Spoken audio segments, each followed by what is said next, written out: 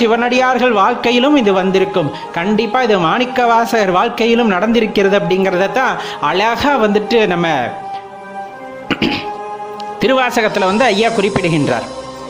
தெய்வம் என்பதோர் சித்தம் உண்டாகி முடிவிலாது ஓர் பொருளது கருதலும் 6 கோடி மாயா சக்திகள் வேறு வேறு தம் மாயைகள் தொடங்கின.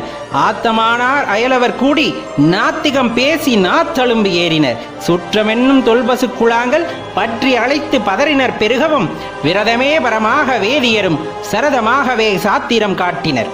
சமயவாதிகள் தத்தம் மதங்களே அமைவதாக அரற்றி மலைத்தனர். மிண்டிய மாயாவாதம் என்னும் சண்ட மாருதம் சுழித்து அடித்து ஆர்த்து உலோகாய் அதன் எனும் ஒன்திரல் பாம்பின் கலாபேதத்த கடுவிடம் எய்தி அதிர்பெருமாயை என பல சூழவும் தப்பா மேதாம் பிடித்த சலியா தளலது கண்ட மெழுகது போல தொழுது உளமுருகி அழுது